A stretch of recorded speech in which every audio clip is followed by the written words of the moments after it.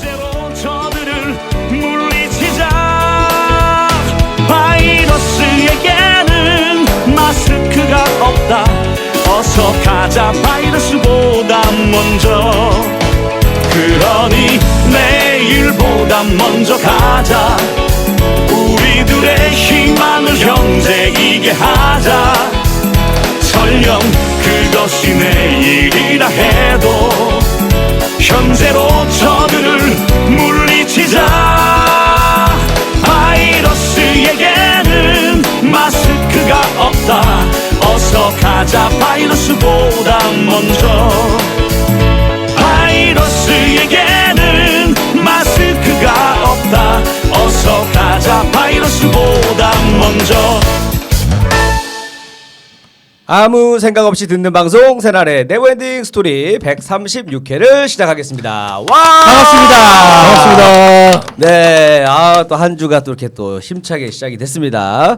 자, 이번 주에도 뭐 다양한 사건들이 많았던 것 같아요. 이제 저도 뭐 이게 요즘에 막 돌아다니다 보면은 이제 그 뭔가 그 남산도 이렇게 그 전에 안전띠가 자꾸 생겼어요. 못 앉게 하려고. 네, 좀 모여 앉을 만한 공간만 있으면은 다 이렇게 못 들어가게. 그리고 이제 운동 시설에도 다 막아놨어요. 저 오늘 용산역에 갔다 왔는데 용산역 대합실에 그 의자 있죠. 딱 여기까지 딱 딱 씌워져 있습니다. 딱 정말 넓게 진짜. 그러니까 요즘에는 딱 여기까지 딱 들어준 다음에 뭔가 그 유튜브 편집 느낌으로 이때 이제 자기 소개 들어가는 거예요. 앞에 조금 내용 보여주고 나서 효과음 PD 자체적으로 하는 겁니다. 이렇게. 자, 안녕하십니까. 저는 네버엔딩 스토리 진행하고 있는 개그맨 김일입니다. 자, 그리고 제 왼쪽에는 우리 마차님 또 자리하고 계십니다. 안녕하세요, 마차입니다. 네, 마차님 그 가죽 자켓이 좀 잘 어울리시는 것 같아요. 레자. 네. 네. 딱 요거 입기 좋은 계절이죠 지금. 아니요, 항상 입고 나온 날은 추운 것 같아요. 가죽 자켓은 춥습니다, 여러분. 아, 요거에다 딱 오토바이 딱 땡겨야 되는 그 계절 아니에요 요즘에? 봄인데? 네. 근데 요즘 제가 오토바이를 창고에 쳐박고 안 탄 지 한 6개월 넘어가지고. 너무 안 타면 또 망가지잖아요. 그래서 가끔씩. 팔려고 내놓으려고요. 아, 진짜로요? 살래? 왜요? 아니, 나는 오토바이 탈 줄 몰라요. 그냥 땡기기만 하면 됩니다. 아니, 근데 고등학교 때 그거 잘못 땡겨가지고 저기 한번 벽은 아닌데 그 셔터문 있죠. 셔터문에 받은 다음에 오토바이 못 타요. 그렇구나. 네. 자, 이렇게 안타까운 소식과 함께 우리 마차님께서는 이제 오토바이를 내놨다는. 아니, 최초로 한번 여기서 한번 거래를 해보세요. 모델 해가지고. 그래야 되겠네. 예. 딴 데 뭐 어디 맡겨. 우리 또 청취자분들 중에서도 또 오토바이 필요하신 분들이 있잖아요. 네. 그분들한테 팔고. 베스파 프리마베라 125cc 레드 네. 색상입니다. 얼마 정도 예상하고 계세요? 300 보고 있습니다. 300만 원. 네. 자, 혹시 관심 있으신 분들은 얘기해 주시고. 자, 그 모델 사진도 한번 올려보세요. 요런 거 괜찮은 직거래 장터로. 괜찮네. 새날 장터. 사고 하나 없이 흠집 하나 없이 새 겁니다. 관리 꼼꼼하신 거 아시니까 한번. 네, 면봉으로 300에 나왔습니다. 닦아요. 면봉으로 하나하나 이렇게 먼지 했던 거. 자, 기억해 주시고. 자, 그리고 그 왼쪽에는 요즘에 그 아주 그 실업자가 된 이후에 거의 뭐 20살 때 이후로 이렇게 열심히 산 적이 없으신 오사춘기님 자리하고 계십니다. 안녕하십니까, 오사춘기입니다. 네. 일주일 동안 잘 계셨죠? 예. 네. 어떠세요? 이번 주에도 열심히 일하셨어요? 열심히 일하고 요즘에 그거 있잖아요. 그 새벽 배송 알바. 분류 작업. 에피소드가 뭐 좀 이따 얘기할까 하다가 좀 이따 얘기해 주시고. 싸움이 나서 일하다가 그 안에서 이제 너무 이렇게 완장하고 그래서 싸워서 또 경찰서 가서 또 그 정도까지요? 그 싸움의 주인공이 누구예요? 오사춘기님? 저는 그 나이 든 사람한테 너무 함부로 해서 제가 달려가서 이제 나이가 좀 드니까 사람들이 아구창은 못 때리고 밀고 땡기고 하다가 저 여기 이렇게 뭐야? 그래서 또 경찰서 가서 안 나. 오늘 본 시간에 하나요? 네. 여기까지만 보여주세요. 오늘 뭐 액션물도 준비되어 있습니다. 오늘 할필이 너무 많네. 당신은 뭐 팔꿈치로 턱을 가격하셨습니까? 아니요. 뭐 이런 거 다 요런 쓰고 얘기. 왔죠 이제. 오늘 주제랑도 관련이 있어요. 좀 이따가 좀 해주셔야 되고. 명승부. 네, 오늘 명승부인데 좀 이따가 들을 수 있습니다. 자, 그리고 우리 야수님 자리하고 계십니다. 안녕하세요, 야수입니다. 네, 어떻게 야수님도 한 주 동안 잘 지내셨어요? 예, 잘 지냈습니다. 어때 요즘에 그 혹시 좀 돌아다니시는 거는 어떠세요? 거의 안 돌아다니세요 예, 지금도? 돌아다니지는 못하고, 예. 그러니까 사업을 하는 사람들도 이렇게 자주 만나지는 못하니까 다들 이제 업황이 안 좋잖아요. 예. 그러니까 다들 먹고 살려고 아이디어를 다들 짜내고 있습니다. 아 이제 어떻게 할까 요 예, 시스템에서. 특히나 무역하는 사람들은 아. 정말 힘들잖아요. 그쵸, 그쵸. 전 세계가 이제 얼어붙어 있으니까. 근데 아까 잠깐 기사 보니까 근데 우리나라 그 식료품하고 뭐 이런 것들은 지금 외국에서 지금 수입이 지금 많이 일어나고 있다고 하더라고요. 네, 뭐 업종에 따라서 뭐 다른 게 있겠죠. 예. 예. 근데 이제 그렇다 보니까 이제 새로운 아이디어 교환을 하다 보면 또 새로운 아이템이 또 나오기도 하고. 또 이걸 돌파하려고. 예, 그러니까 예. 한국 분들이 참 그런 머리들은 예. 비상하신 것 같아요. 그거 책을 좋아하시잖아요, 야수님 예, 같은 경우. 예. 근데 보통 이제 그 뭐 서점 가가지고 이렇게 좀 사세요? 아니면 온라인으로 주로 구매하세요? 저는 보통 서점에 가서 마음에 드는 걸 온라인으로 구매하죠. 아, 그럼 가서 한번 훑어보고 예, 훑어봐야 되는데 이제 훑어보는 것도 요즘에 잘 안 가게 되시는 거죠. 예. 예전보다는.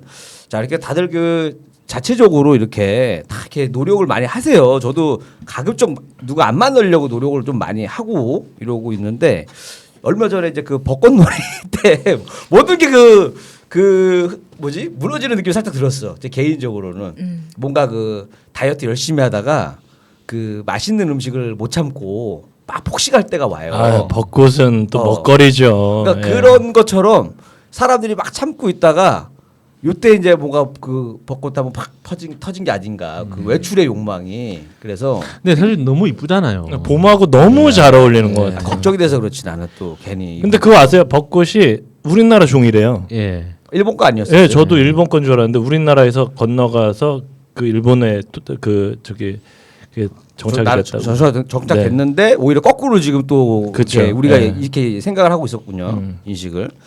자, 알겠습니다. 그래서 오늘 이제 다양한 이야기 할 텐데 오늘의 주제가 그 최악의 대결 대 명승부입니다. 그러니까 뭐 최악의 대결 얘기도 해주셔도 되고 명승부 얘기해도 되고 뭐 섞어서 하셔도 상관이 없어요. 이제 왜냐면 이제 다음 주에 그 진짜 어떻게 보면 명승부 엄청난 대결 그 총선이 있잖아요. 총선. 예. 총선이 있는데 다음 주에 녹음하면 좀 늦을 수도 있을 것 같아서 미리 좀 땡겨서 뭐 정치의 명승부든 뭐 스포츠든 아니면 개인적인 뭐 승부든 뭐 여러 가지 이런 대결과 관련된 이야기 한번 나눠보도록 하겠습니다. 자, 한번 가위바위보로 한번 순서 정해볼까요? 자, 가위바위보. 제가 1등입니다. 가위. 자, 가위바위보. 자, 야수님 2등. 가위바위보. 제가 4등 할게요. 네.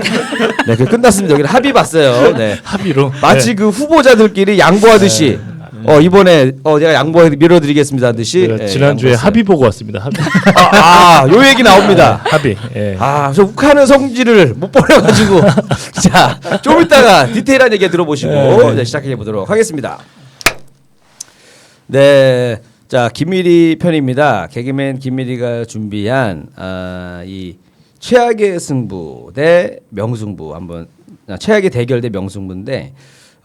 저는 이제 요즘에 이 좀 재미있게 좀 보고 있는 게 몇 가지가 있어요. 그러니까 어떤 사건이 보면은 일방적으로 당하는 경우도 있잖아요.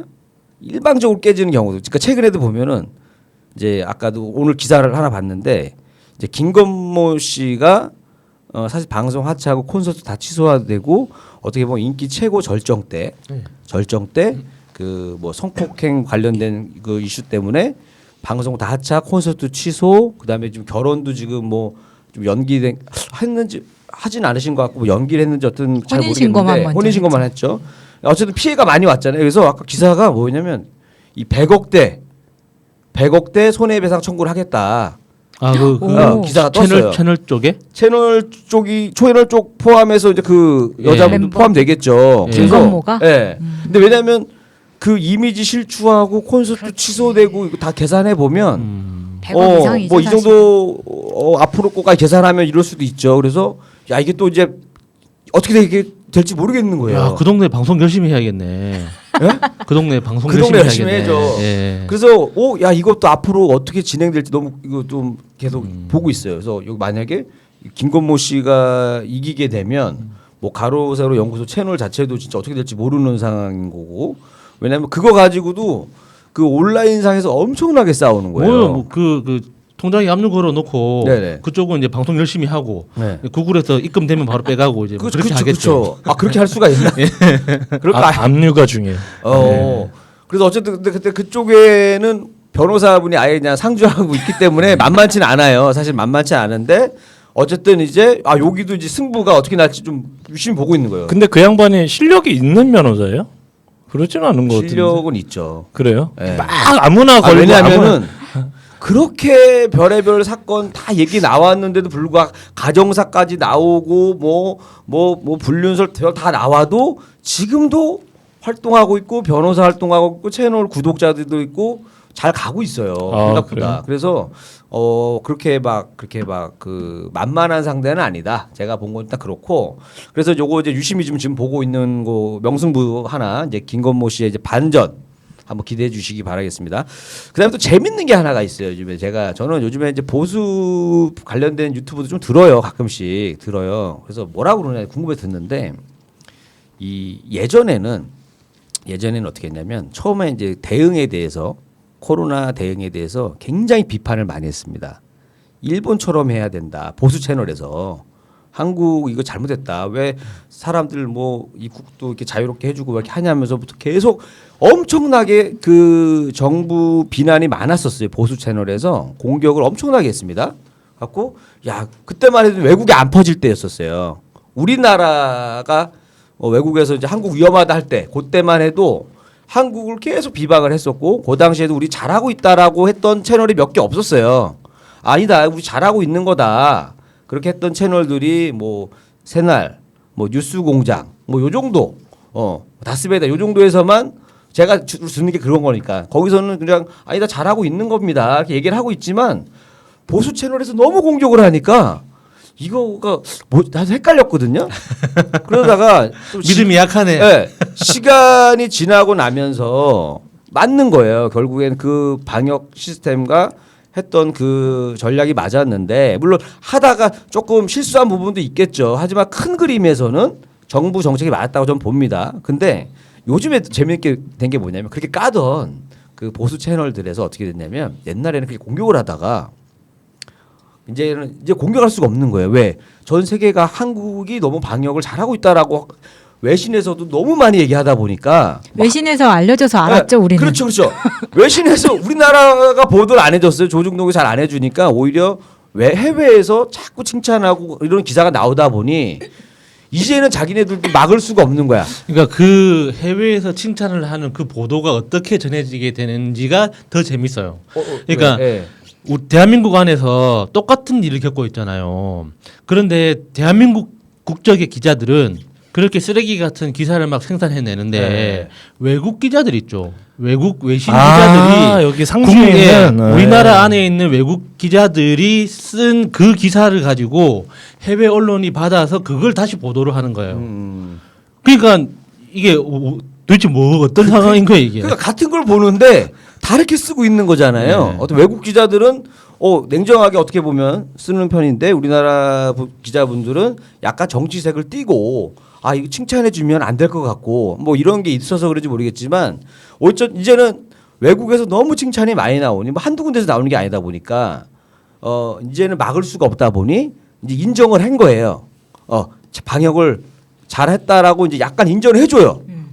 그래서 이제 뭘로 공격하라고 가만히 봤어요. 들어봤더니 뭘로 공격하냐면 너무 방역을 잘하다 보니까 경제가 안 돌아간다. 너무 방역을 잘해. 너무 막 꼼꼼하게 하니까 이 사람이 어디 갔네 다 알려주고 하다 보니 이거 너무 추적하다 보니까 장사가 안 되고 경제가 어렵다로 바뀌었어요. 갑자기 프레임이. 코로나 2번 확진자가 1번 확진자 그랬잖아요. 외국에서 와서 고양시 돌아다니고 뭐 돌아다니고 알고 보니까 명품 샵 돌아다니고 알고 보니까 바람 핀 거야. 이 사람이 바람을 핀 거예요. 어디 모텔하고 소비 활동에 굉장히 중요한 포지션인데 바람 피는 거. 네, 그렇게 돼서 이것 때문에 이 사람이 계속 자기 이름이 거론되면 안 된다. 엄청 숨기고 있었잖아요. 그러니까 이제 그거는 이제 우리 아내분들도 코로나 이 방역을 위해서는 바람도 좀 이해를 해주셔요. 그래서 바람 피신 분들도 솔직하게 얘기하세요. 네, 솔직하게 얘기하셔서 바람 폈다고. 그다음에 요번 것만 좀 이해를 해주시기 바라겠습니다. 요번에만 상황인지라. 그래서 뭐 최근에는 뭐 팔찌를 껴야 된다 뭐 여러 가지 얘기가 있어요. 팔찌를 껴가지고 뭐 동선을 체크해야 된다도 있고. 근데 분명히 나는 너무 재밌는 게 뭐냐면 요즘 이걸 많이 보는데. 그러니까 뭘 해도 공격을 하게 돼 있어요. 내가 보는 거고요. 아무리 잘해도 공격이고 못하면 더 공격이고.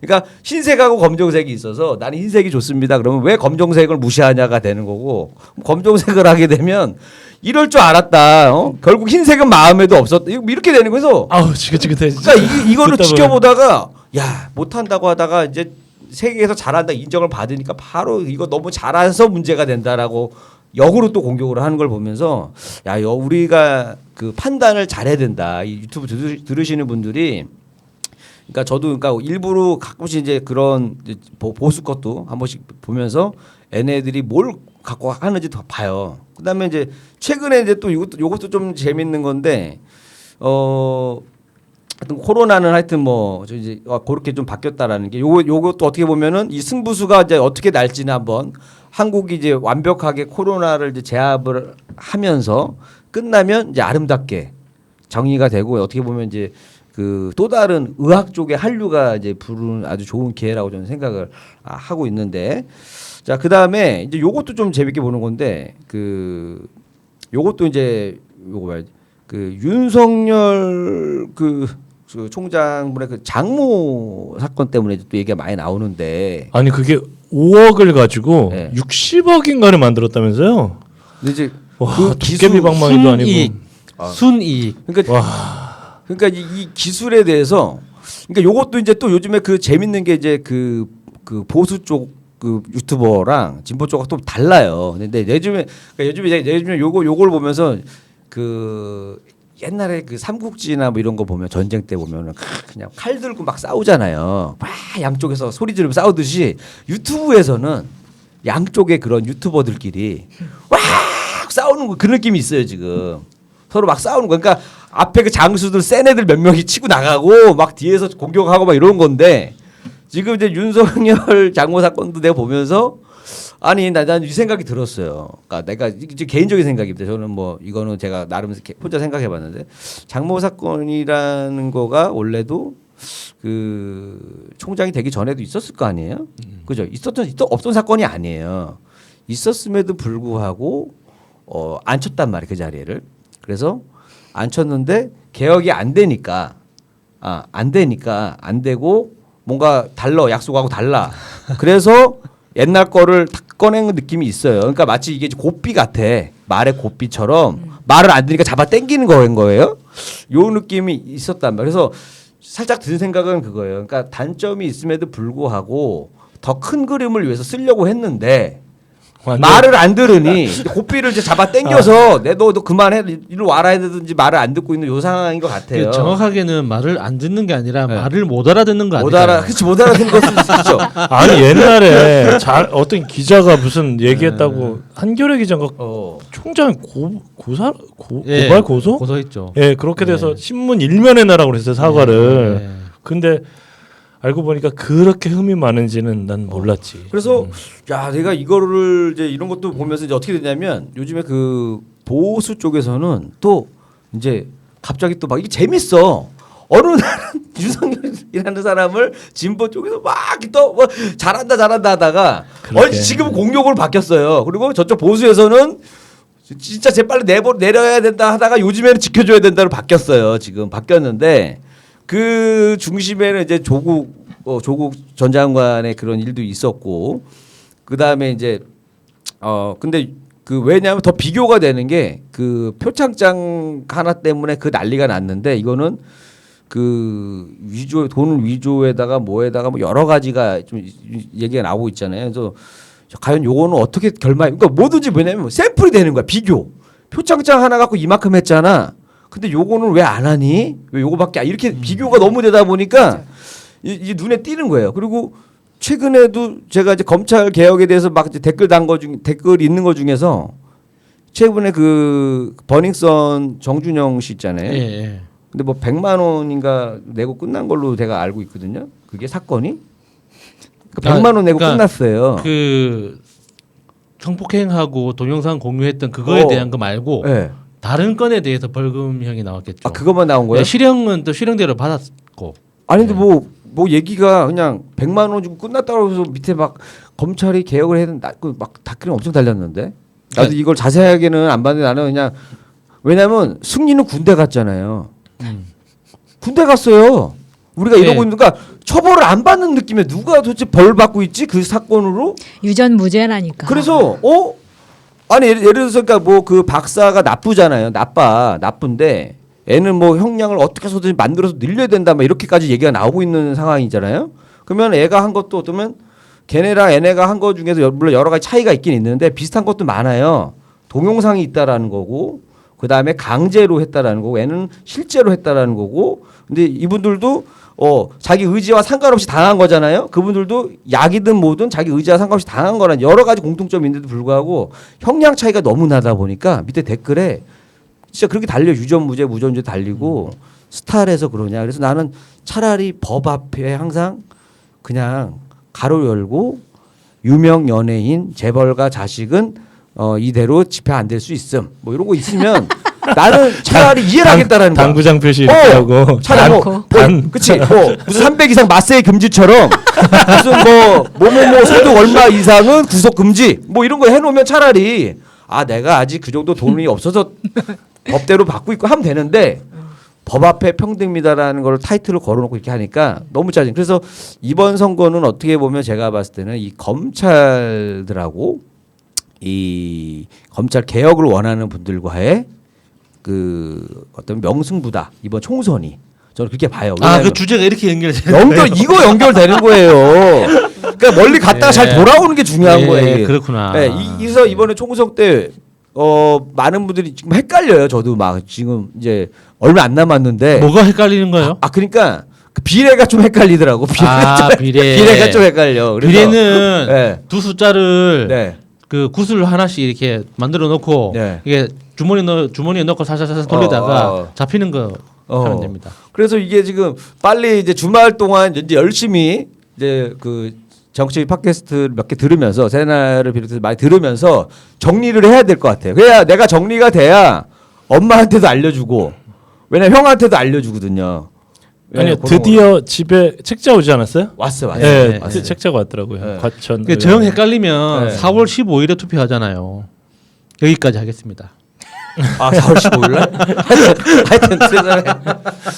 그 다음에 또 재밌는 게 또 뭐가 있냐면 나 이게 그 최근에 이제 요거 보고서 깜짝 놀랐는데 이게 어떻게 보면 그 유시민 그분의 이제 공작 사건 한 기자분이 예, 채널A 기자가. 그래서 내가 이것도 이제 어떻게 끝날지 너무 궁금한 거예요. 왜냐하면 저는 이제 이런 일이 사실 있을 거라고 늘 생각해 왔거든요. 늘 내가 이렇게 평범하게 끝나지 않는다. 그 목표물이 내가 될 수도 있다. 막 이런 생각. 항상 내가 생각해 왔거든요. 그러니까 내가 항상 내가 얘기할 때 그래요. 나는 택시 타거나 그러면 기사님들하고 맨날 얘기하는 게 이런 거 얘기하거든요. 그러니까 막 조국 장관을 막 뭐라고 해요. 막 욕을 하고 막 이런 분이 있어요. 그럴 수 있냐. 그래서 내가 항상 반론을 제기하는. 사실 재산이 그 정도 있고 그 정도 위치에서 그분만큼 그 정도 깨끗하게 살 수 있는 사람 몇 명 안 된다 진짜. 그 정도 위치에서 사회적 지위라던가 뭐로 봤을 때 없다. 그리고 그것 때문에 무슨 뭐 주변에 뭐 몇 군데가 털리고 뭐하고 근데 검찰들은 거기 검사 취조하다가 그 취조하시는 여자분을 거기서 강간을 하고 성추행을 해도 누가 하나 처벌하는 사람이 없다. 그렇게 얘기를 해주고 막 그런 거에 대해서 그다음에 내가 그 극단적 얘기를 들어줘요. 사장님이 죄가 있다. 제가 없다라고 하자 일단 없는데 사장님을 죄가 있게 만들어야 되는 사람이 있다. 그러면 사장님 주변 사람 70명을 전화를 해가지고 사장님의 나쁜 점을 얘기하려고 찾아서 근데 이제 무조건 나쁘다고 할 사람은 없지 않냐. 그렇기 때문에 그 70명 주변에 70명을 다 조사를 한다. 약점 있는 애를. 그래서 가정을 지키시겠습니까? 저 사람을 보내시겠습니까? 선택을 하게 해준다. 검찰이. 기자랑 비슷하네요. 네, 검찰이 선택을 하게 내가 생각해왔던 거예요. 선택하게 해준다. 그래서 그 선택에서 괴로운 사람들이 있단 말이에요. 양심과 가정은 지키고 싶고 이 사람한테 내가 안 좋은 얘기는 하고 싶지 않아. 없는 말 만들어내고 싶지 않아. 이 괴로움 속에서 자살을 한다 생각하거든요. 저는 이거에 딱 몰려났을 때 가정도 지켜야 되고 저 사람과의 그런 믿음과 신뢰를 깨버리고 싶지 않아. 그럼 그 사람이 할 수 있는 유일한 탈출구가 자살이에요. 극단적인 상황으로 몰고 간다라는 거죠. 그 늘 내가 이제 이렇게 해서라도 어떻게 해서든지 걸리게 돼 있다. 그거는 누구도 아무리 깨끗한 사람도 당할 수밖에 없다라고 항상 설득을 합니다.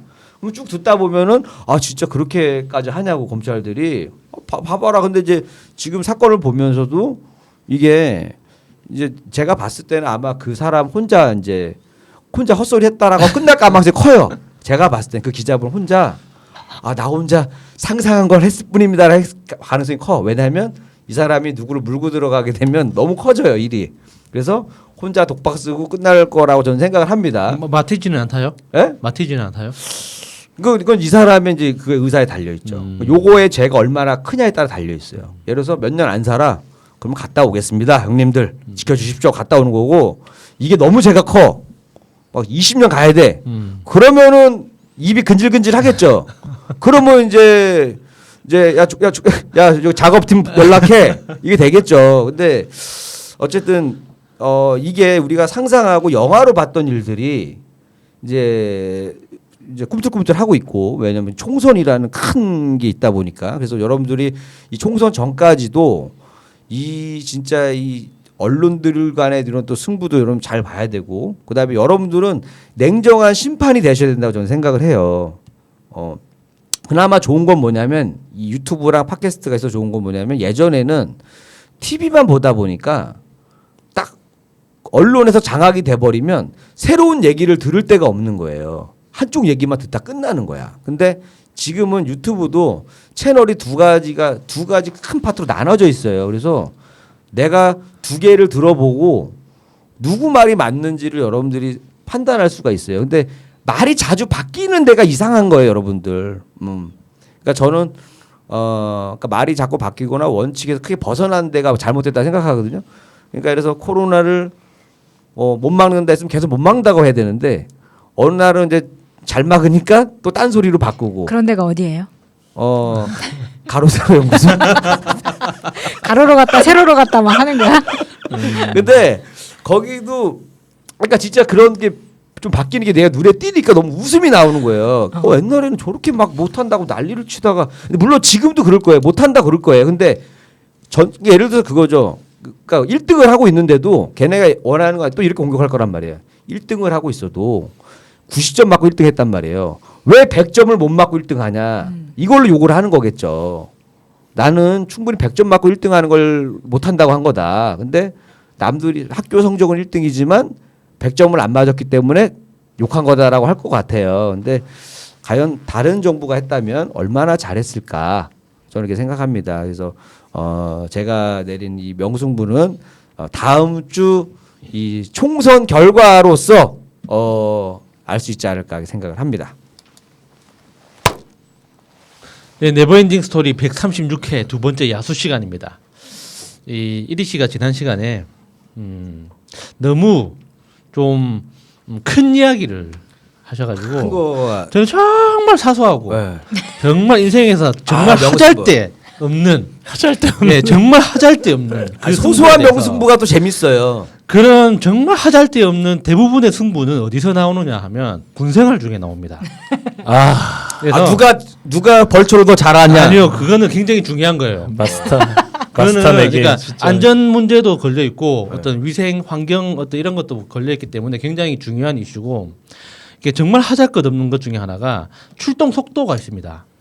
그러니까 보통 이제 제가 그 98년 이러면 좀 나이 나오는데 98년 그 97년이죠. 그러니까 97년 강릉 잠수함 그 침투 사건 있잖아요. 네.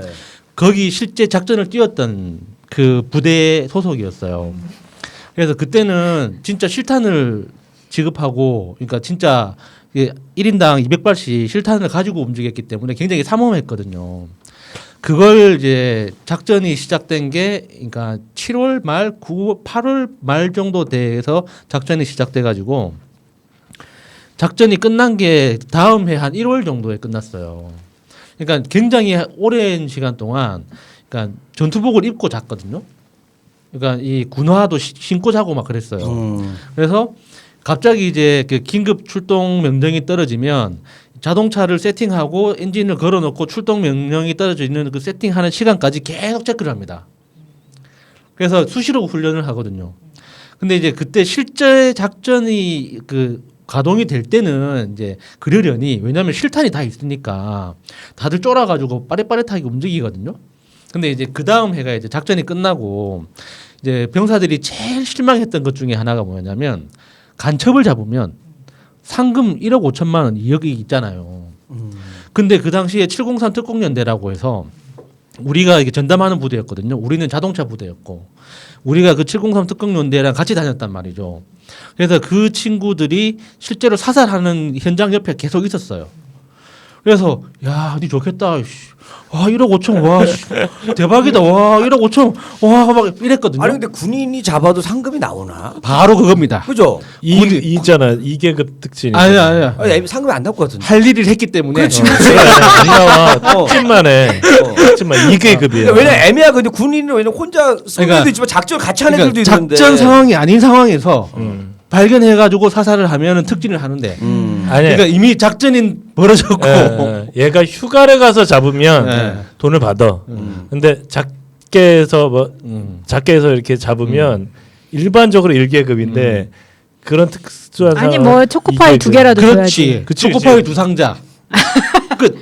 그치. 아니면 약간 좀 1인당. 그- 초코파이 2상자. 끝. 한 명이 결정적으로 잡았지만 팀들이 도왔기 때문에 약간 그 신천지처럼 그러니까 포인트로 첫날에 그게 11명을 줄 수도 사살했거든요. 오. 우리나라에 그런 일이 있었어요? 예. 옛날에 11명을 있었어요. 아니. 아 그때 외국에 있을 때인가 보다. 태어나기 전이라 그래. 아 태어나기 전이라서 그런 거예요? 그렇구나. 어허. 네, 그렇게 빡세게 작전을 하고 나서 이제 봄이 오고 나서 이제 작전이 해제되고 주말에 추리닝이라는 걸 처음 입어봤어요. 그 해 주말에, 그 해 봄에. 맨날 그 딱딱한 그러니까 전투복만 이게, 있다가. 군대에서 그 주는 그 주황색 그 있잖아요, 촌스러운 부드러운 예. 소재 그걸 그때 처음 입어봤는데 그때부터 이제 우리 대대장이 정말 희한한 사람이었거든요. 그러니까 진급을 포기한 사람 있잖아요. 제일 무서운 사람 그러니까 아니에요? 진급을 포기한 사람이 군대에서는 제일 무서워. 제일 무서워. 욕심이 없어. 그러니까 하고 싶은 대로 하는 거야. 모든 게 FM이야. 어. 그러니까 보통 진급에 욕심 있는 사람은 훈련 중에 병사가 다치는 걸 제일 무서워합니다. 맞아요. 한 명이라도 다치면은 자기 그 승진의 점수가 영향이 깎이니까. 있으니까. 예. 근데 이 사람은 그게 아니야.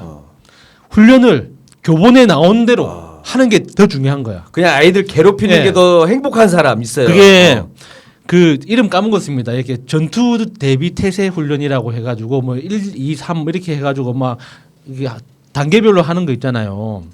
그거 할 때 그 사람은 제일 항상 최고 등급을 이렇게 막 매깁니다. 그 사이렌을 울릴 때.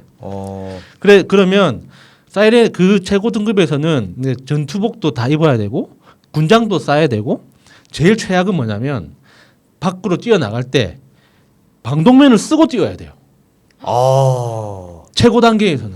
야, 이거 최고의 어떤 예. 그 지휘관이네. 근데- 그걸 실전처럼 훈련을 하네. 그러니까 보통 이제 짬밥이 좀 있으면 아니 방독면을 몇 초에 쓰지? 7초에 쓰죠. 몰라요. 그거는 기억 안 나는데 네, 7초에 써요. 7초. 보통 이제 짬밥이 좀 있으면 방독면을 좀 헐렁하게 쓴다든지 예. 안 그러면 방독면을 손에 들고 뛰거든요. 예. 근데 그렇게 할 수가 없는 게 그 대대장이 직접 방독면을 쓰고 같이 뛰기 때문에 누가 대대장인지를 몰라.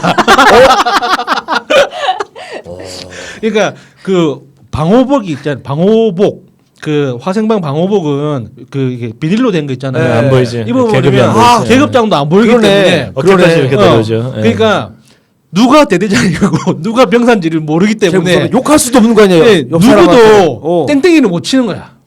그러니까 그 대대장이 보통 훈련 한번 걸어버리면 다들 미쳐버리거든요. 사실 대대장은 안 뛴 거 아닐까요? 아니요, 뛰었어. 내가 왜 아냐면 그 부대에서 유일하게 방독면을 안 쓰고 뛰었던 사람이 저거든요. 왜냐?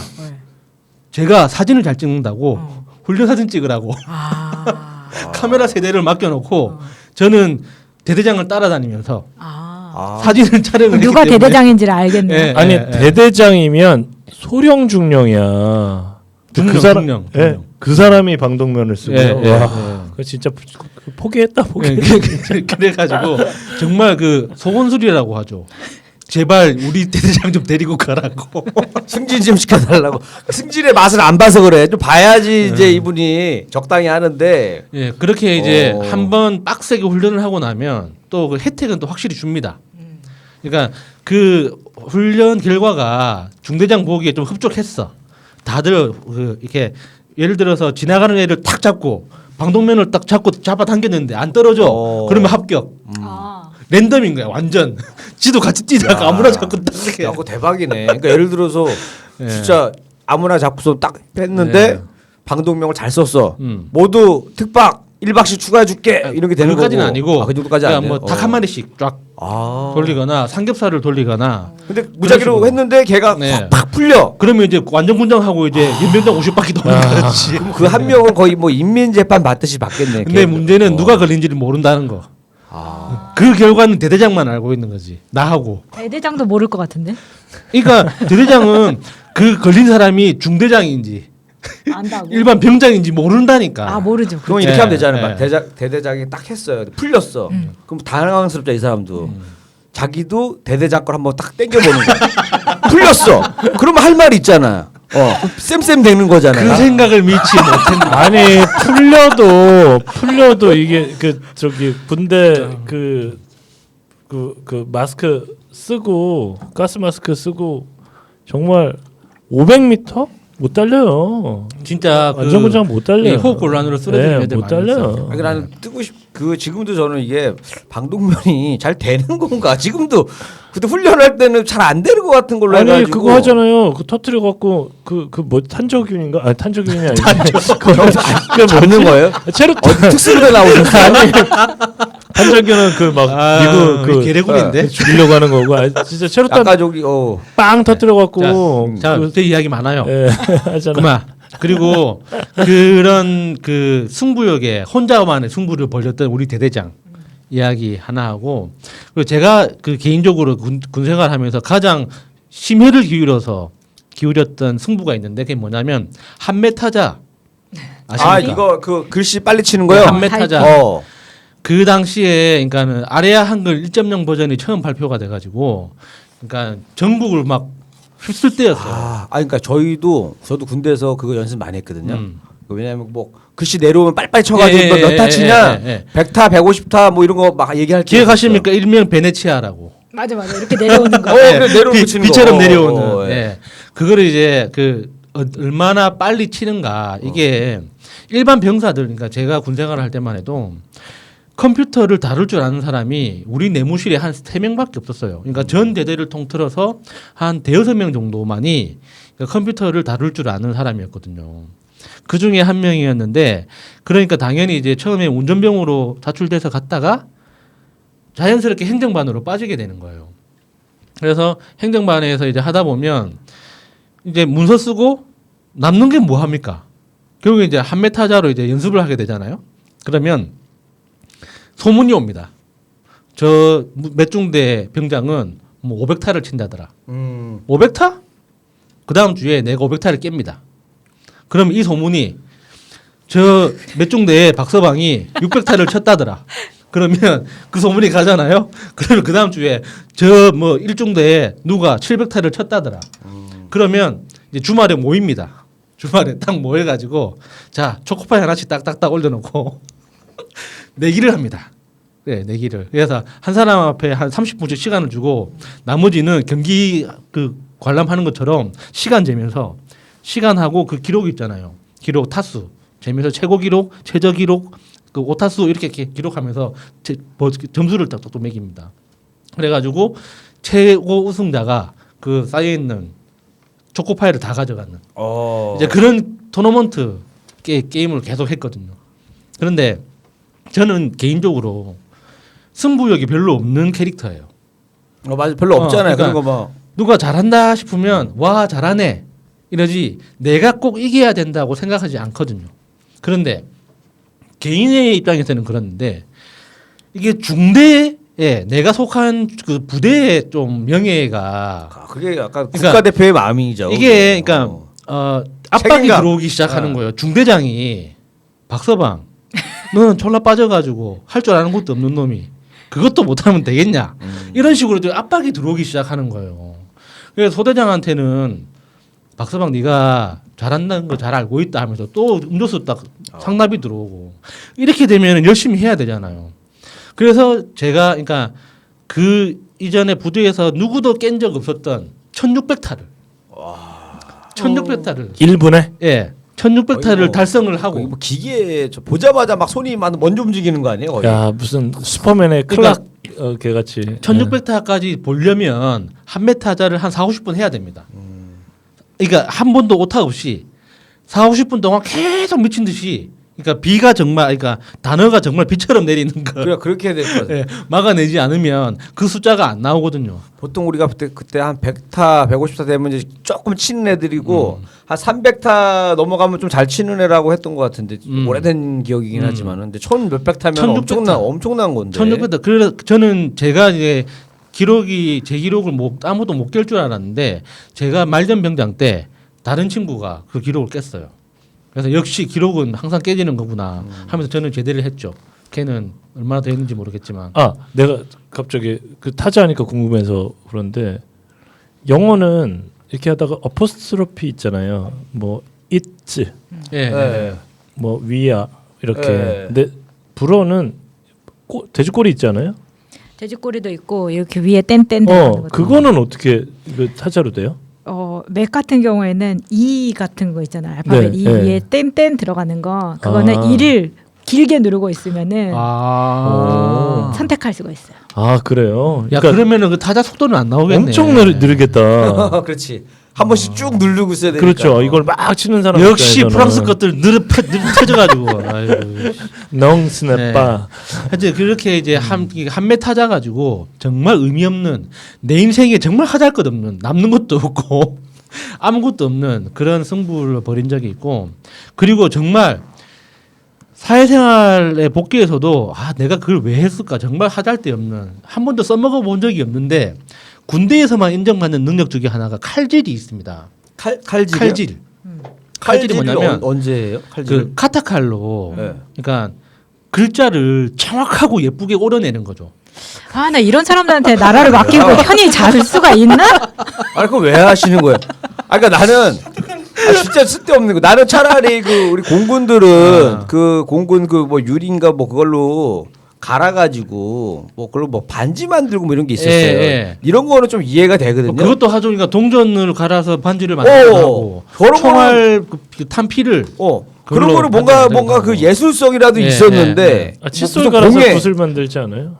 그거를 거기 깜빵 있는 분들이 어디다 넣으려고 붓을 만들어서 여기까지만 하겠습니다. 거기까지만 하세요. 예. 그게 그러니까 군대에서는 아니 이거 굉장히 이상하네. 아까부터 무슨 탄저균 나오고 무슨 뭐 칫솔 갈아서 붓을 만든다 그러고.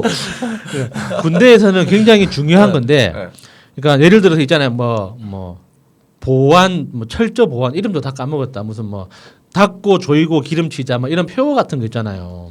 이게 이제 멀리서 보면 각각 작은 글자인데 막상 그 한 2층 3층 높이 올라가서 보면 엄청 큰 글씨잖아요. 예. 근데 그걸 누군가는 페인트로 칠하는 사람이 있고 누군가는 비닐로 오려가지고 붙이는 사람이 있고 그 부대장마다 스타일을 따라 달라요. 어떤 사람은 이제 글씨를 잘 쓰는 기능인이 있으면 글씨를 쓰는데 그 군인들이 글씨를 잘 써봤자 얼마나 잘 쓰겠습니까? 그 주로 뭐 밧줄 타고 예. 하는 거예요? 밧줄 타고서 그러니까 얘기하듯이 뺑키칠하는 스타일을 좋아하면 뺑키칠하고 그다음에 행정병이 이거 있어요. 그 네. 무슨 서병이라고 옛날에는 붓글씨 잘 쓰는 애를 뽑아갔어요. 저희 때는 간호병들 이렇게 따로 글씨 잘 쓰는데. 뽑아갔어요. 예, 예, 예. 예, 그래서 그래서 붓 주고 그러니까 써봐. 어떻게 이제 글씨를 쓰냐면 그러니까 예를 들어서 무슨 뭐 보안 서약 사항 해가지고 그거를 각 부대마다 이제 팻말로 만들어갖고 다 붙여야 되잖아요. 예. 그러면 그거를 예를 들어서 팻말이 10개야. 그러면은 그 10개를 카피를 오려가지고 붙일 수가 없지 않습니까? 그러니까 그거를 음각으로 오려내가지고 있다 맞다.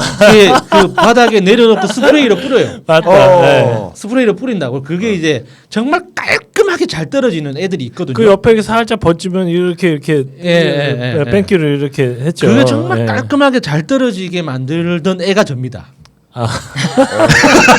사진도 잘 찍고 쓸 데가 많군 박서방. 전투 능력 빼고는 쓸모가 많네요. 아니 그 글자 팔 때 제일 중요한 게 미음자, 예. 이응자는 예. 이렇게 남기고 그렇죠. 팔아야 되지 예. 않아요? 아 맞다. 아. 그래서 그거를 하여튼 그 서체 디자인도 잘 해야 되고 이게 핵심적인 기능은 카타칼의 그 마모도를 굉장히 민감하게 알아채야 돼요. 그러니까 만에 하나 마모도에 대해서 잘 감각을 체크를 못 해가지고 깔끔하게 안 떨어지잖아요. 그러면 그 종이 전체를 못 써. 그렇지. 그 칼에 이렇게 종이가 끌려가죠. 맞아. 칼이 날카로워야 예. 되기 때문에 요때쯤에 한 번 예. 이제 분질러. 그렇지. 요거가 그래서 중요한 딱 거죠. 한자 그렇지. 끝나고 분지르고 한자 끝나고 분지르고 정말 그 팔만 대장경을 새기는 장인의 정신으로 정말 미친 듯이 침묵 속에 나와의 승부를 벌이거든요. 내가 진짜 발 뻗고 잘 수가 없다. 근데 문제는 제대하고 나서 그 짓을 한 번도 해본 적이 없어. 그러니까 쓸 필요가 없는 거잖아. 지금 쓸모가 없는 거잖아.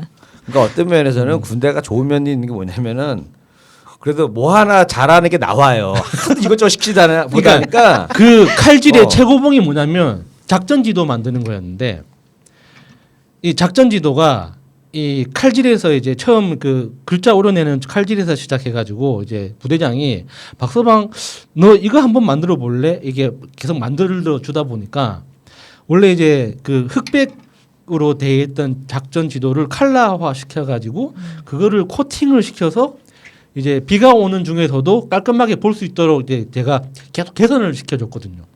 그러니까 옆부대 부대장이 찾아오는 거예요. 내 것도 만들어달라고.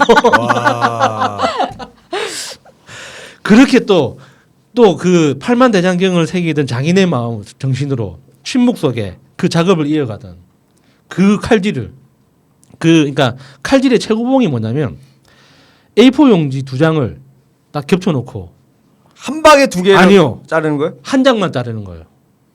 힘 조절이 된다는 얘기예요. 이렇게 싹 해가지고 위에 것만 딱 잘라내는. 그게 그러니까 병장 정도 됐을 때 신병한테 보여주는 병장의 필살기. 야, 그러니까 이게 그 나는 이렇게 힘 조절이 된다라는 거가 이게 노하우인 거잖아. 그러니까 두 장 딱 되고 한 장만 딱 받지. 야, 이거는 어렵네. 세상 쓸데없는 거 진짜. 그러니까 이런 그 정도 경지에 가기 위해서 얼마나 하잘데없는 나와의 승부를.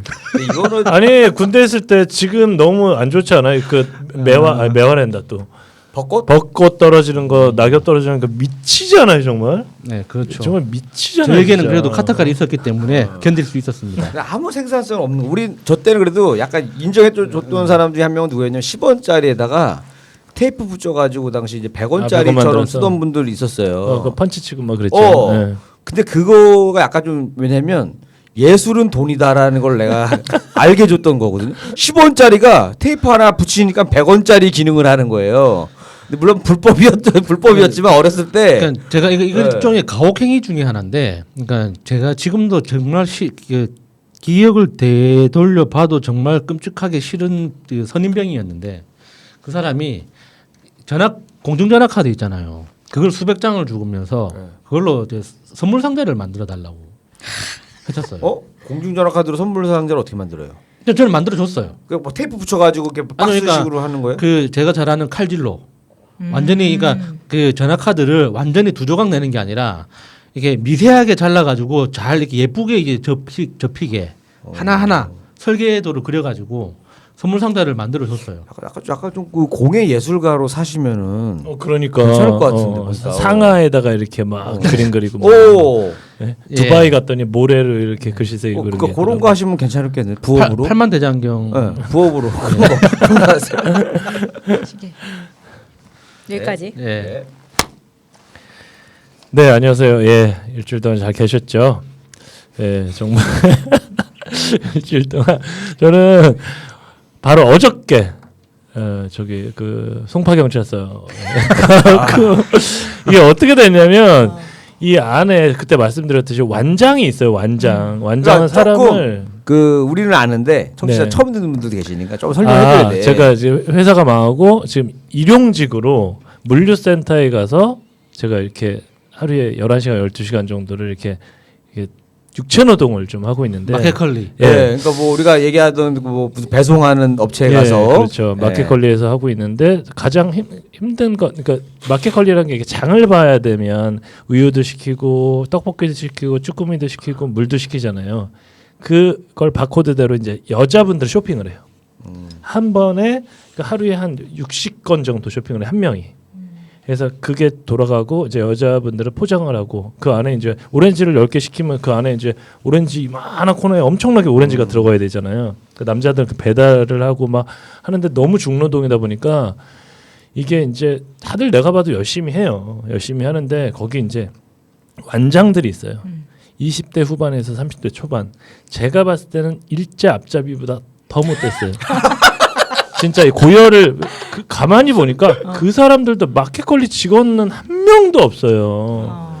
다들 이 사람도 알바고 나도 알바일 뿐이에요. 그러니까 군대 갔는데 사병이잖아요. 사병이 얘를 무지하게 괴롭히는 거랑 똑같은 거예요. 근데 그때 어떻게 했냐면 거의 일이 한 3시간 정도 3라운드까지 하는데 3라운드가 다 됐을 때 사람이 너무 지치잖아요. 근데 거기서 이제 뭐라고 하냐면 끝나고 나서 이제 배송이 막 되는 거 랩핑이라고 그래요. 큰 그 포크 이 지게차로 랩을 이렇게 감싸고 일단 매직으로 크게 써요. 그 랩핑을 하는데 랩핑을 해봤겠어요? 안 해봤을 거 아니에요. 다 거기 일용직 노동자인데 얘가 얼마나 여기 내가 저 방송에다 욕을 좀 해야 될 수도 있는데 순화해서 좀 순화해서. 아니 18 17. 여기는 일을 해본 새끼들이 없어. 진짜 얘기를 딱 진짜 듣는데 뭐 기분이 나쁘네. 그냥 제가- 이렇게 순화했는데도 기분 나쁘네. 제가 아슬아슬한 거 걔가 계속 아슬아슬했어. 근데 나이가 좀 든 사람이 다시 한번 말해보세요. 딱 그런 거예요. 뭐라고? 뭐라고 그래? 내가 혼자 말도 못해? 아하. 왜 반말이냐? 내가 언제 반말했어?부터 시작해서 하는데 이 사람은 원맨이잖아. 혼자 온 노동자고 이제 완장들이 모이기 시작하는 거예요. 그래서 멱살을 딱 잡았어요. 이 나이 든 사람이 내가 쫓아가서 나도 같이 멱살을 잡고 놔. 그래 좀 완력이 좀 된다고 쳐서 놔. 아저씨도 놓고 너도 놔. 죽을라고 막 이렇게 된 거예요. 이제 말리는 사람 입장으로 간 근데 거구나. 거기서는 이제 중간에서. 차마 못 때리는 거예요. 네. 만약에 여기서 진짜 이빨이라도 하나 나가면 이 사람은 그 돈 벌러 왔다가 그렇지. 너 죽고 나 죽고 하니까 네. 다들 밀기만 한 하지. 명이 뭐. 두 명이 6명 7명 되고 프로야구 뭐같이 멱살만 계속 잡다 몸만 빨개져가지고 그걸 경찰서를 갔어요. 그걸 레드넥이라고 하죠. 아니 그것만 했는데도 경찰서에 가야 되는 네, 거야. 안 그러니까 끝나니까. 거기서는 그냥 무조건 불러요.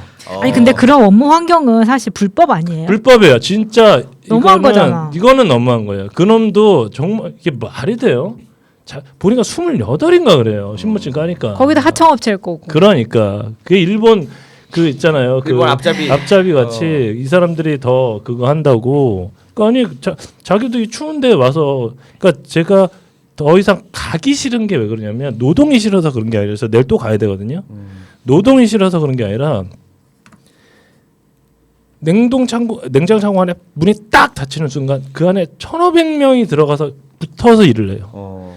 어떤 발열도 체크 안 해요.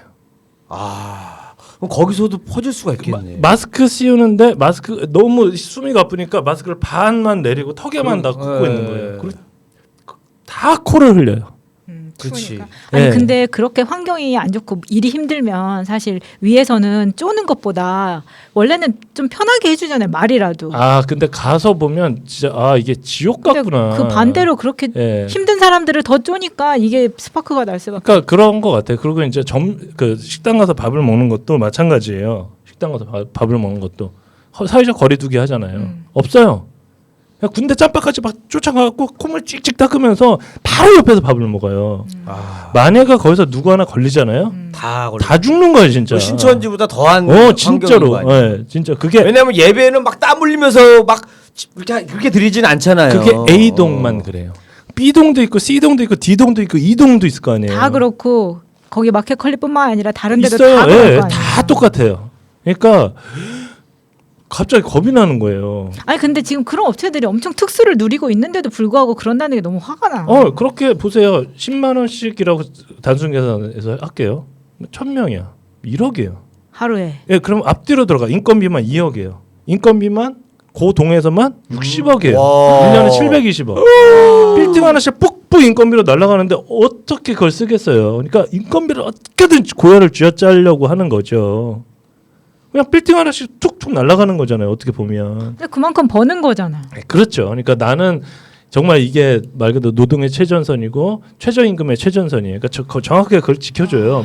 뭐가 넘으면 1.5배 주고 막 이러거든요. 이제 이런 대결. 그래서 참 내가 경찰서로 가서 그때 3시간 날렸어요.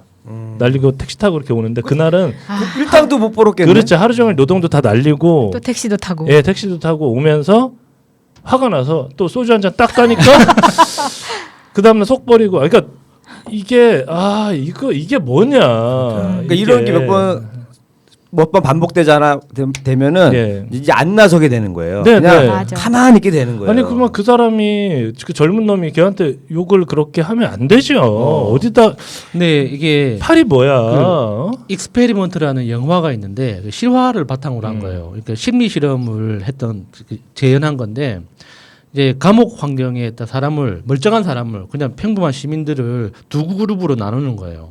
그래서 한 사람은 간수 역할을 하고 한 사람은 죄수 역할을 하는 건데 그 실험이 시작되고 나서 24시간도 안 돼서 살인 사건이 일어났어요. 그래서 실험이 실제로 중단됐었거든요. 아니 그러겠어요. 그러니까 누구 하나 처음엔 막 알죠, 막 장난으로 예, 막 하다가 예, 예. 나중에는 진짜. 싸움이 나고 막 그래요. 3라운드까지 가면요. 이게 1라운드 3시간 하고 밥 먹고 또 3시간 하고 그러니까 한 1초도 못 앉아요.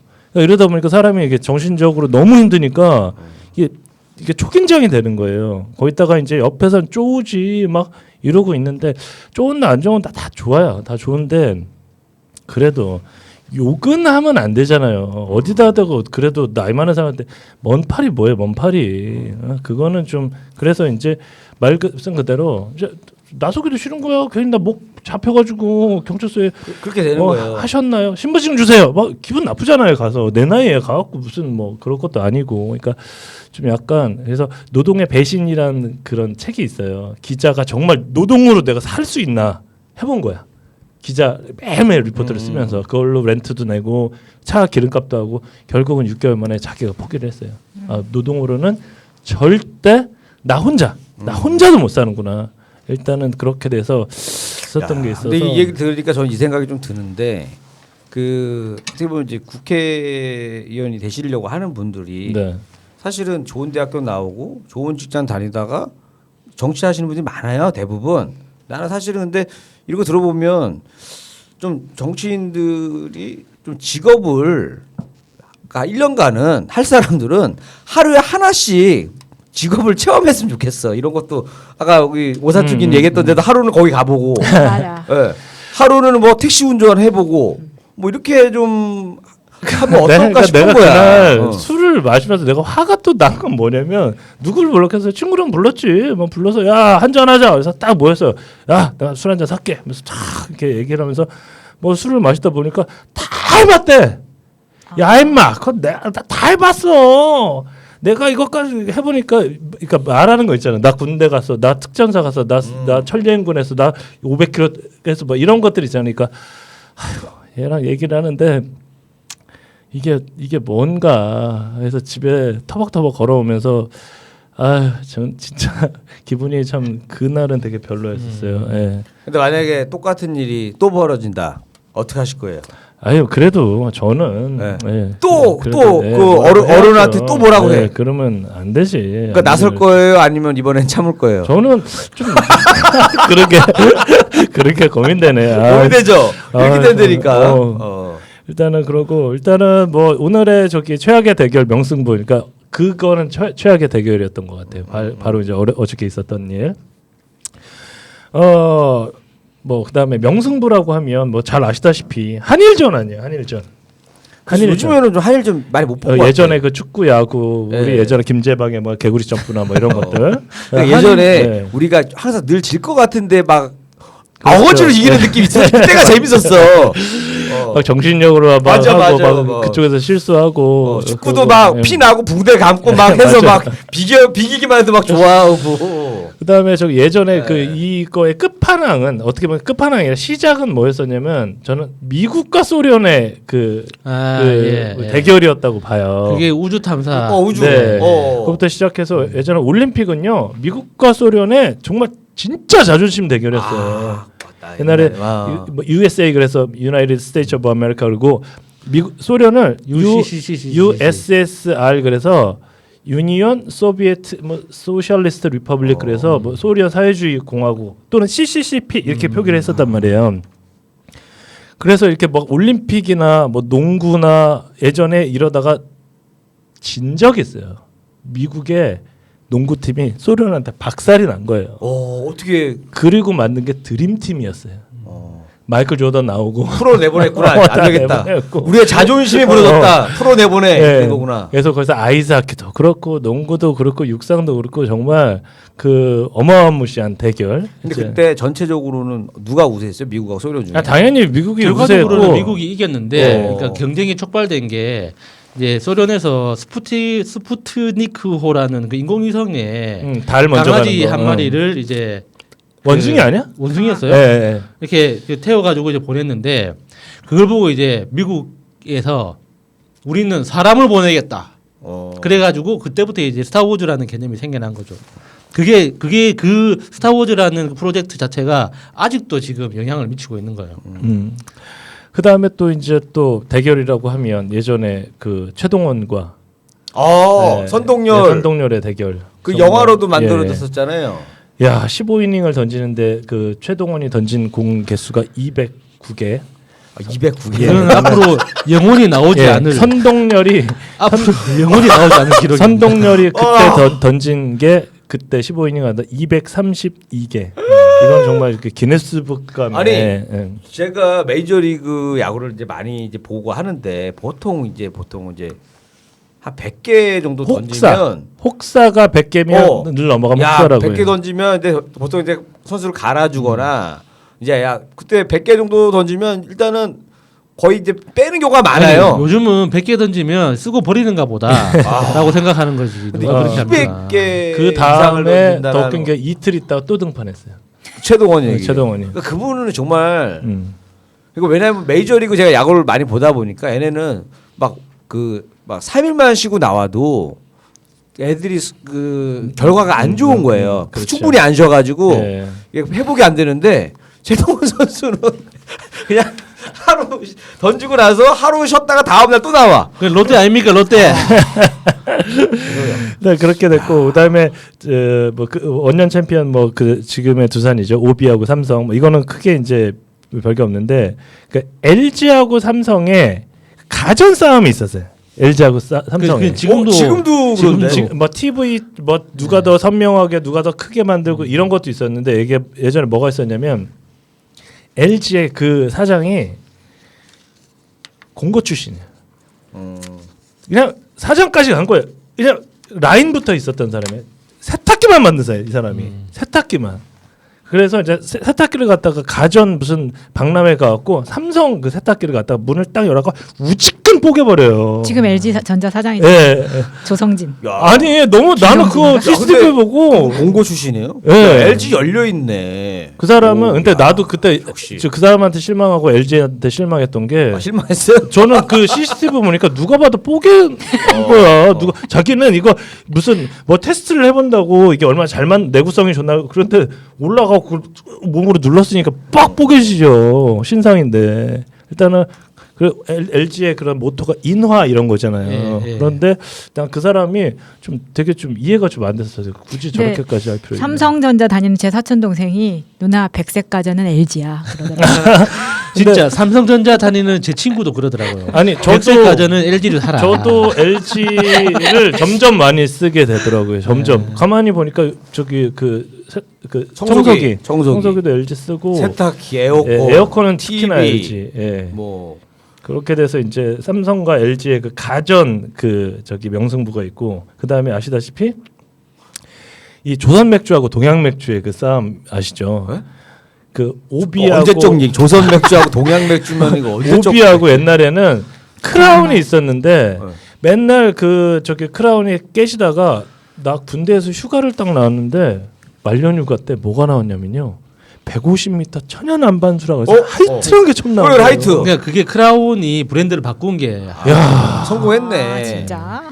이게 그냥 옛날에 맥주 있듯이 변했어요. 근데 그걸 갖다가 약간 은박으로 싹 감아갖고 정말 이게 거기서 뭐라고 나왔냐면 물량이 딸려서 뭐 공급을 못 한다고 죄송합니다라고 한 거죠. 그때 이제 배경이 재밌는 게 그러니까 원래 우리나라에서는 생수 판매가 금지돼 있었거든요.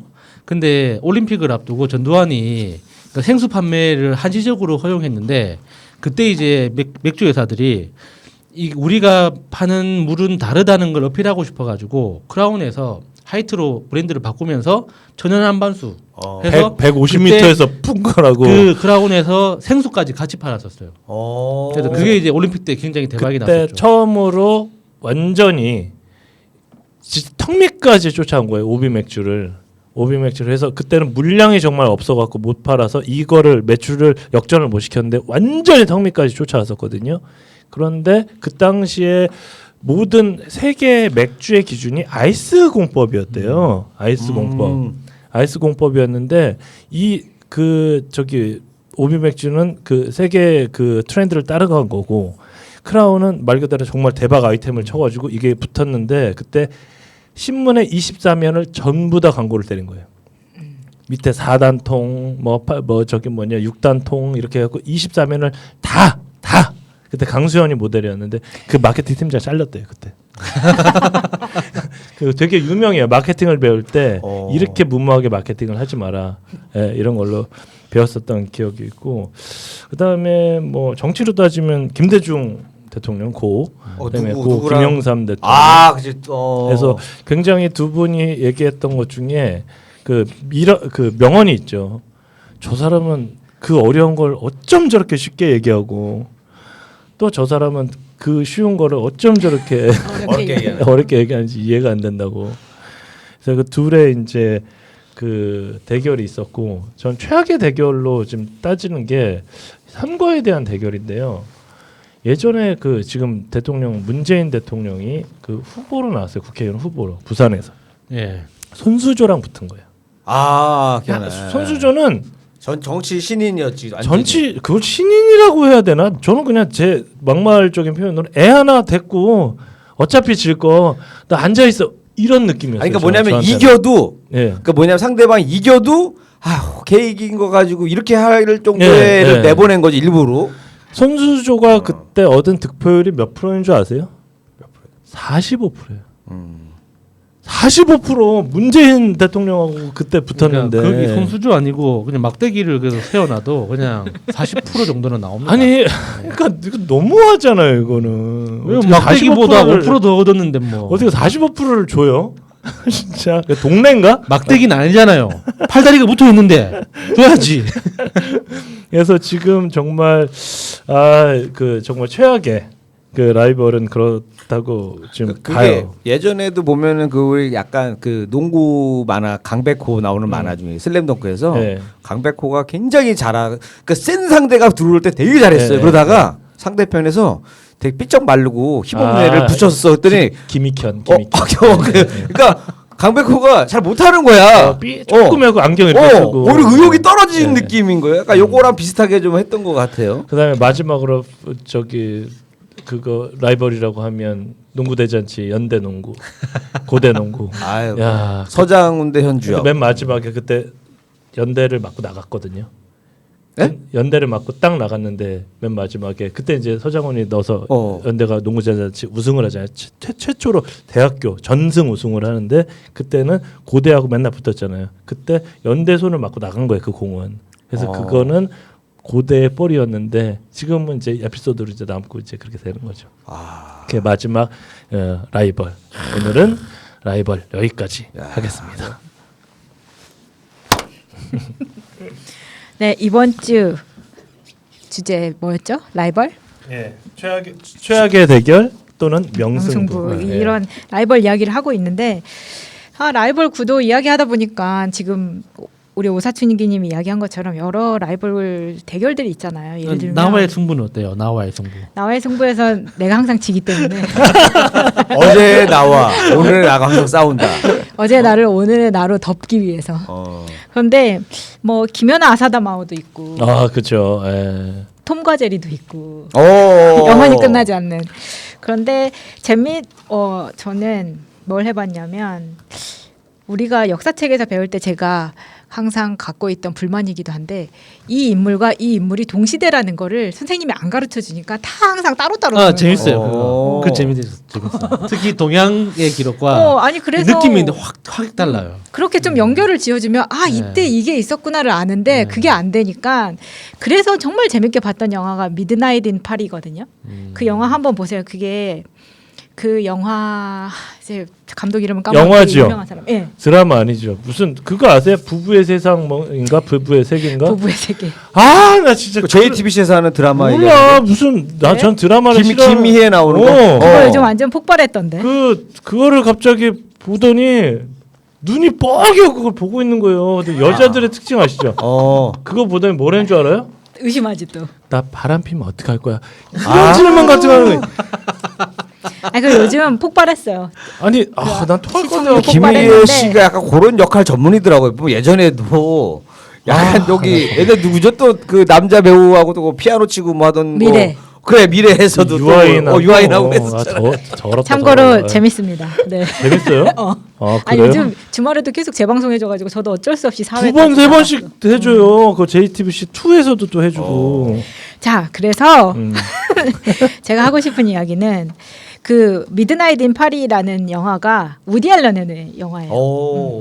그래서 여기에 보면은 그 사르코지의 부인이었던 까를라 브루니도 나오고 정말 유명한 사람들이 다 나오는데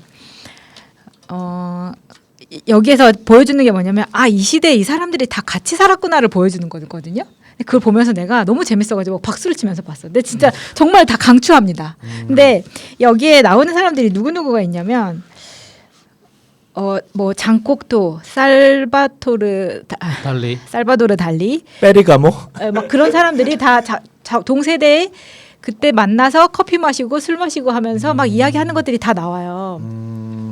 그런데 제가 지금 등장인물을 다 나열하지 못해서 그러는데 그게 너무 재밌는 거예요. 왜냐하면 1900년도 초에 전쟁이 일어나기 전에 가장 풍성했던 시기에 그 사람들이 어떻게 옷을 입고 어떻게 살았는지를 보여주는 거거든요.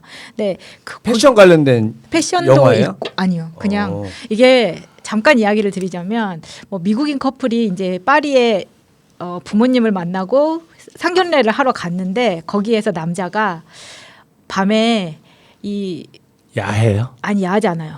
밤에 산책을 나가요 파리에. 근데 자기 앞에 탁 서는 마차에 올라타거든요. 그 마차를 타고 가서 어딘가에 내렸더니 1910년대로 가는 거야. 눈앞에 이 사람이 내가 그 좋아했던 그 소설가고 그 화가고 이런 사람들을 다 만나는 거거든요. 근데 거기서 이제 밤에 파티가 다 끝나고 집으로 돌아오면 다시 현대로 오는 거야. 그 타이타닉 같은 그런 옛날 생각이 아니라 진짜 타임머신 같이 진짜 타임머신으로 이렇게. 왔다 갔다 하는 건데 약간 판타지긴 한데 그때 과거에 돌아가서 만나는 그게 너무 재밌거든요. 네, 거기에 나오는 그 배우들도 다 유명한 사람이고 하니까 보시기를 바라는데 제가 오늘 가지고 온 거는 그 시대에 살았던 앞서서 되게 힘들게 노동의 이야기를 하셨는데 저는 샤넬에 대한 이야기를 해요. 일동 국회에서요 묵념. 왜 샤넬은 뭐 냉동창고에 몇만 명씩 모여갖고 주소 갖고 오고 이러진 않잖아요. 아니 근데 잠깐 딱 끼고 이렇게 지문 묻을까봐 이렇게 갖고 샤넬이 사실 우리나라에서 갑자기 이렇게 막 된 거는 2000년대 후반 한 2008, 9년부터 시작해서 2014년, 5년에 피치를 찍은 것 같아요. 아니 불어로 샤넬이라고 읽죠. 채널이죠. 아니요 샤넬. 아니 그러니까 철자가 다르잖아요. 그렇구나. 샤넬 그냥 CHANEL 이렇게 그냥 채널은 N이 하나 더 들어가죠. 맞습니다. 갑자기. 그런데 사실 그게 우리나라에서 어느 순간 좀 일본의 명품 바람하고 같이 간 거거든요. 그래서 그게 우리나라에 확 들어오면서 내가 결혼을 할 때 혼수로 이걸 못 받으면 마치 바보가 되는 그런 분위기가 그때 당시에 만들어졌던 그러니까 거예요. 샤넬에 뭘 받아야 되는 거예요? 그 당시 뭐 그 가방을 받아야 되는 가방, 거? 가방인데 가방이든 2점 딱 그게 또 있어요. 2.5라는 그 모델명이 있어요. 25.5cm짜리 가방인데 그게 이제 난리가 난 그거 거예요. 선물 받아야 되는 거 여자분 쪽에서는. 네, 근데 그러다 보니까 이게 가방이 10년 전에 산 것보다 10년 후에 산 가격이 막 1.5배, 2배씩 막 뛰고 막 이런 거예요. 근데 요때 내가 아까 말씀드렸던 요 기간 동안에 가방 가격이 또 많이 뛰면서 이게 비싸지니까 사람들이 더 사고 싶은 그걸 만든 그게 거예요. 희한하게 한국에서만 먹히는. 그러니까 그런 그래서 가격 구조죠. 그럼 지금의 맘카페라고 불리는 데가 그 5, 6년 전에 많게는 10년 전에는 무슨 인테리어 카페 뭐 이런 거였거든요. 거기에 혼수 게시판이 있는 거야. 거기서부터 촉발이 되기 시작하는 거예요. 서로 막 뭐 인증 사진 올리고 막 이러면서 누가 뭘 받았니가 되다 보니까 이게 그렇게 됐는데 그 사람들이 지금 다 매물로 중고 시장에 내놓습니다. 왜? 내가 그걸 메고 갈 데가 없는 거야. 그 너무 커서? 아니 그게 아니라 사실 내가 이 가방을 메면 어디 갈 건데? 동창회? 그러니까 아니, 그 가방도 마땅히 그 그걸- 디자인이 그러니까 예를 들어서 크로스백인지 뭐 손에 드는 거지 백백인지 이유 뭐 감이 어찌됐건 안 잡혀서. 그래서 돈에 대한 그 환상이란 게 그런 데잖아요. 옷 무슨 모피코트 1,000만 원짜리 했는데 아낀다고 1년에 2번 입어. 그러니까 10년을 그런 입어도 거예요. 떨어지죠. 20번이나. 가방 내가 내놓는 사람들이 거의 새 상품입니다. 쓴 적이 거의 없습니다. 사용감이 없습니다. 이런 건 거예요.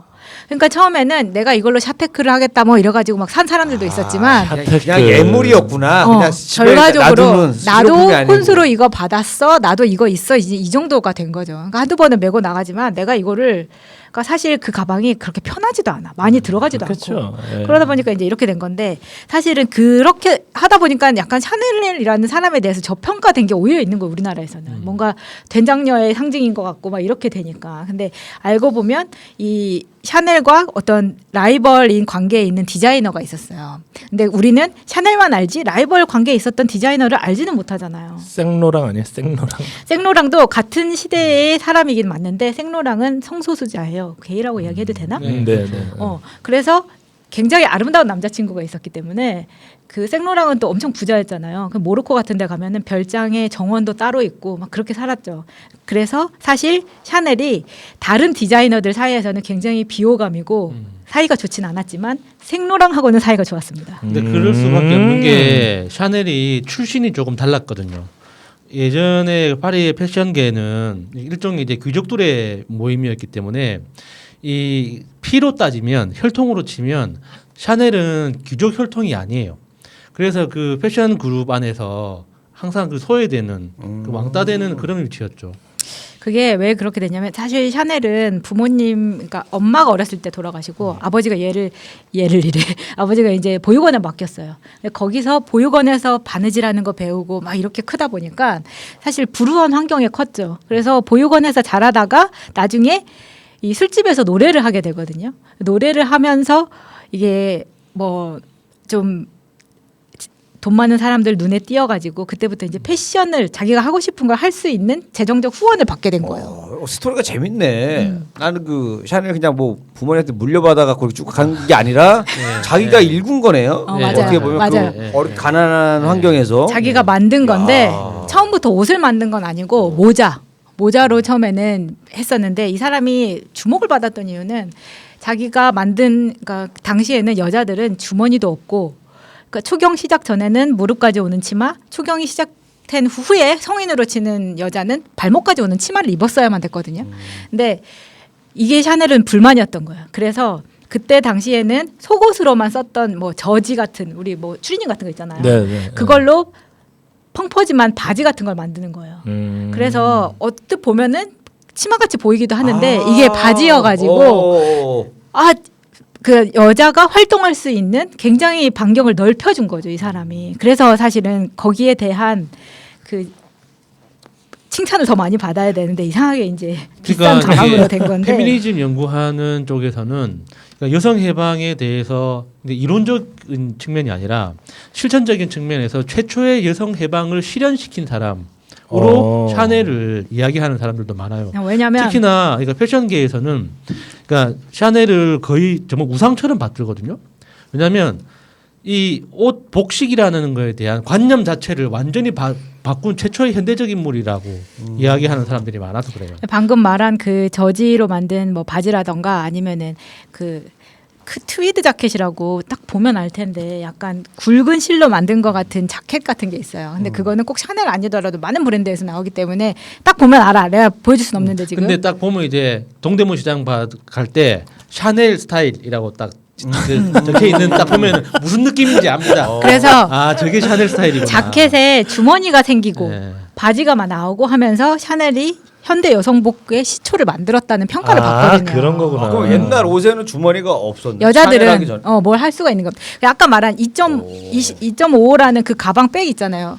그 백이 그냥 사각형에 25cm 정도 되는 가방인데 여기에 샤넬이 가방 뒤에다가 러브레터를 꽂을 수 있는 작은 주머니를 만들어줘요. 아 모차르트 같이 그 당대에는 이게 유행인데 파격적인 거네요. 파격적인 거죠. 근데 모차르트도 좋은 음악가가 아니었대요. 예. 그래서 살리에르가 되게 좋은 음악가였는데 그 당시에는 모차르트가 굉장히 이렇게 실험적인 그걸 했다고 하더라고요. 모차르트가 굉장히 경쟁심이 심해가지고 하여튼 좀 그렇게 안 좋은 일을 많이 했다고 하더라고요. 예. 그리고 이제 샤넬이 사망한 건 1971년이고 이제 사실 라이벌이라고는 하지만 딱히 제가 봤을 때는 둘이 뭐 이렇게 경쟁하는 관계는 아니었고 비슷하게 이제 당시 파리에서 디자인 활동을 하던 엘사 스키아파렐리라는 여자가 있어요. 근데 이 사람이 책을 냈는데 이거는 나중에 이제 사람들이 라이벌로 붙이려다 보니까 만든 것 같긴 한데 이 사람 엘사 같은 경우에는 장콕도나 아니면 살바도르 달리의 그 영감, 그러니까 그 사람들한테 의뢰받은 디자인으로 드레스도 만들고 막 이런 거를 한 거예요. 그러니까 그런 면에서는 샤넬이 질투를 하고 뭐 저녁 식사에 초대를 했을 때 초대 받아진 식기나 이런 거를 보고 샤넬이 뭐 별거 아니네라는 말을 함으로써 서로 사이가 안 좋아지고 이제 이런 관계가 라이벌로 이제 사람들이 이제 만들기는 한 거죠. 우리 이리님하고 나는 되게 진지한 표정인데 마차님은 방긋방긋 웃으면서 말씀하시는. 재밌지 않아 이런 거? 그러니까 이거 듣는 것도 재밌어요. 네, 그러니까. 그러니까 예, 그 굉장히 사람이 재밌어요. 처음부터 그냥 뭐 잘 나가는 귀족 금수저는 집안에 아니었네. 이러면 예. 재미가 없었을 텐데. 근데 저렇게 밑바닥에 있던 사람이 저렇게 고급 브랜드의 주인이란 그러니까 말이야. 그거는 그러니까 샤넬이 신선한 거야. 샤넬 생전에는 지금처럼 이렇게 유명한 브랜드는 아니었는데 아, 그 당시에는 네. 그 다음에 동대문 브랜드, 동대문 브랜드 이게 했어요? 브랜드가 지금과 같은 개념이 아니에요.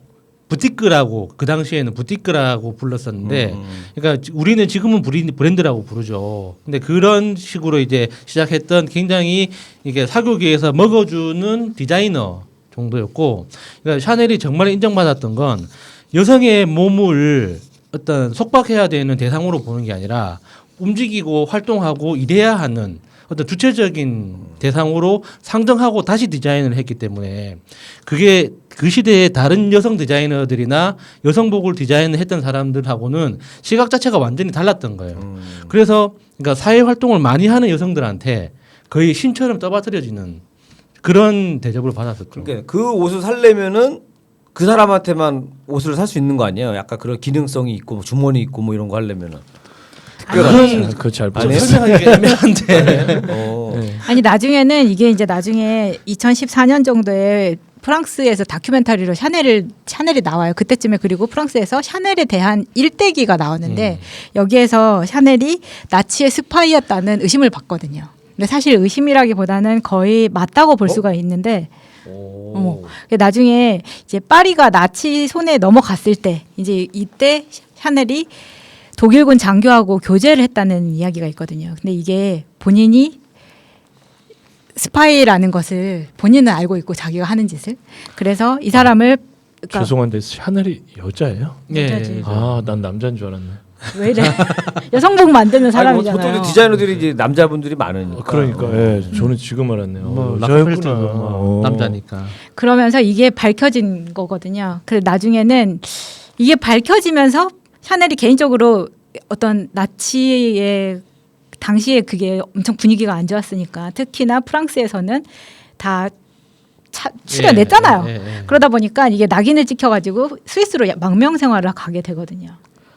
그러면서 이제 말은 많아요. 이게 나치가 스파이가 맞다 아니다. 근데 사실은 무혐의가 됐기 때문에 이게 법적으로는 이 사람이 나치 스파이로 남는다는 기록은 없지만 당시에서는 그런 이야기가 많이 퍼져 있었기 때문에 이런 다큐멘터리가 나오긴 했고 이때 그렇게 코너에 몰렸었지만 본인이 파리 사교계나 이런 데에서 고위직의 사람들을 많이 알고 있었기 때문에 그 도움을 많이 받았어요. 빠져나오는 데에 있어서. 그래서 그렇게 빠져나와서 그때 이제 2차 대전 후에 굉장히 혼돈스러운 상황이었지만 그 와중에도 파리에 들어온 미군들한테 향수를 판 거예요. 그렇게 시작한 게 샤넬 넘버 5가 됐고 아 그것도 그 이 사람 브랜드예요. 예. 그 샤넬 샤넬 넘버 넘버 5. 그러니까 그 향수가 다른 그 향수가 다 이 사람 거네. 오. 이 사람 거 뭐 그렇게 이야기가 그러니까 되죠. 향수, 옷, 가방이 다 한 브랜드네요. 네. 각자 다른 샤넬. 브랜드로. 그러니까 알고. 이게 샤넬은- 샤넬 이름만 똑같은 줄 샤넬뿐만 아니라 이제 브랜드 이야기할 때 그 예. 제품을 보면서 이야기하면 훨씬 더 재밌거든요. 그러네. 그러니까 초기 디자인부터 이렇게 중간 중간에 이렇게 방금 나치 이야기 할 때 그때 샤넬이 또 디자인했던 옷 보면서 이야기를 하면 정말 재밌는데 저는 아쉽네요. 사실 뭐 가방이라던가 이런 거는 저희 회사 본사가 비아리츠라는 데 있었는데 그 비아리츠가 샤넬이 맨 처음 샵을 낸 곳이에요. 그래서 비아리츠 백이라는 게 따로 있거든요. 근데 그 비아리츠라는 데는 남부의 휴양지여가지고 한국 사람이 아무도 없는데요. 그래서 더 가고 싶었지. 비아리츠 갈 때마다 나 거기 갈래 해가지고 물론 갈 때마다 가방을 산 건 아니지만 그 터를 돌아보며 이때 이런 분이 계셨다 이런 거를 보고 오던 생각이 나가지고 이런 이야기를 좀 가져와봤습니다. 아, 그 나는 딱 뭐 디자인을 딱 보고 예를 들어서 아직 그런 느낌은 없거든요. 그러니까 그 뭔가 물건을 봤을 때 우와 어떻게 이런 디자인을 할 수 있지? 가방을 아직까지 그 감동이 있잖아요. 좀 나는 세지 않은 것 같아. 내가 저는 보기에는.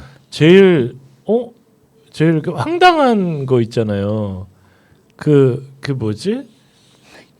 그 되게 뭐 오늘도- 2천만 원짜리 백. 저는 이런 브랜드를 잘 몰라서 에르메스? 헤르메스인가? 예. 그게 무슨 저는 깜짝 놀랐어요. 이게 2천만 원, 3천만 원. 이게 헤르메스야? 그래서 에르메스 예, 예. 말고 그거보다 좀 많이 싼 거 있어요. 그래서 너무 허르메스. 내가 배고 다니고 허르메스라고 있어요. 2만 원짜리. 헐어가지고 허르메스. 그래서 그거를 보고 야 이거는 정말 이게 너무 안 비싸 보이는 거예요. 아는 사람도 안다고 얘기를 하더라고요. 그러니까 그러니까 제가 뭐 명품을 잘 아는 건 아닌데 저는 이게 그 한때 패션 업계에 약간 이렇게 몸담고 기동량을 듣다 보니까 예. 그 브랜드들이 어떻게 시작됐는지 그 이제 초기 이야기들을 좀 기동량을 했어요. 예. 정말 재밌어요. 그러니까 대부분의 브랜드들은 그러니까 마차가 시작했다고 생각하면 됩니다. 마부. 그러니까 마차 모는 그 마부들이 있죠. 그 마부들이 이제 대부분 귀족들을 태우고 다니잖아요. 그렇죠. 그러니까 귀족들이 요구하는 게 너무 많아. 챙겨야 될 것도 많고. 뭐 이거 그러다 준대, 보니까 저거 이제 준대. 드레스를 개선시켜주고 옷 바지를 수선해주고 신발을 고쳐주고 가방을 만들어주고 큰 그 트렁크를 만들어주고 하던 게 지금 대부분 명품 브랜드들의 기본 아이템이 되는 거예요. 그러겠네요. 예. 그 접촉을 많이 하니까. 그러니까 해달라는 거 다 해주달라니까 내가 죽을 것 같고. 그러니까 내가 좀 일을 편하게 하려고 머리를 짜내가지고 뭔가를 만들다 보니까 아이템화이즈를 그게 다 시켰구만. 아이템이 된 거지. 이렇게 카테고라이즈를 딱 예, 시켜가지고 편하게. 그 제일 유명한 브랜드가 베네통. 이 음. 가방 만들다가 그렇게 마부가 만든 가방이 지금의 베네통이 된 거죠. 그러네. 역시 명품 얘기는 패션에 대해서도 재밌어요. 또 이렇게 예. 또 많이 배우게 됐네요 오늘. 여기까지인가요? 네, 마차님? 여기까지. 네. 예, 마차님 시간이었습니다. 네. 자 오늘 이렇게 뭐 최악의 대결 또 명승부에 대해서 얘기를 해봤습니다. 사실 그 명승부가 나오는 게는 뭐 전력이 비슷할 때도 나오긴 하는데 이 전력 차이가 많이 났을 때도 이 최악의 대결인데 또 여기서 또 명승부가 나오는 경우도 많이 있어요. 우리가 어렵다고 생각했을 때 오히려 우와 이런 결과가 나와? 또 어렵다고 생각했을 때 오히려 막 모여가지고 막 뒤집는 경우도 있었고 이게 이제 예전에 이제 노무현 대통령님 당선됐을 때도 보면은 그때 굉장히 어려운 요건이 많았었는데 오히려 그때 막 더 응집해가지고 결과가 좋게 나오고 그다음에 지난 총선 때도 원래는 굉장히 그 힘든 상황이었단 말이에요. 막 당 분열되고 뭐 새로운 국민의당 생기고 하면서 더 어려운 상황이었는데 어떻게 보면 그때 만들어진 국회의원으로 어떻게 보면 지금까지 그 짤 봤어요, 짤. 그날 어떤 거요? 하나, 둘, 셋. 빡 했는데 원유철하고 그 당대표하고 깜짝 그 짤을 씩 웃다가 그 짤이 지금도 막 이렇게 돌아다니는데. 예. 그래서 이제 그 결과가 이제 또 한 번에 또 어떤 스토리가 쓰여질지 이제 다음 주인데 여러분들 뭐 한번 잘 선거 꼭 뭐 코로나 벚꽃놀이도 다니시는데 그죠? 예, 뭐 투표날 뭐 아유 위험해서 못 가 이러진 않으시겠죠? 투표해야죠. 꼭 해야지. 그죠? 설마? 예. 사전 투표부터 하시면 됩니다. 예. 사전 투표하고 개표 방송은 푸나님과 함께. 그렇지. 이거 이색으로. 자, 그렇습니다. 여러분들 많이 봐주시고 자 저희도 이제 한 주 동안 또 새로운 또 에피소드로 다시 또 인사드리도록 하겠습니다. 여러분들 우리 새가 날아든다 유튜브 들으시는 분들 구독 또 좋아요 꼭 눌러주시고 이게 힘이 되니까 또 팟캐스트도 많이 들어주시면 감사하겠습니다. 저희는 또 다음 주에 인사드리겠습니다. 감사합니다. 감사합니다. 현재로 저들을 물리치자. 바이러스에게는 마스크가 없다. 어서 가자 바이러스보다 먼저. 그러니 내일보다 먼저 가자. 우리들의 희망을 형제이게 하자.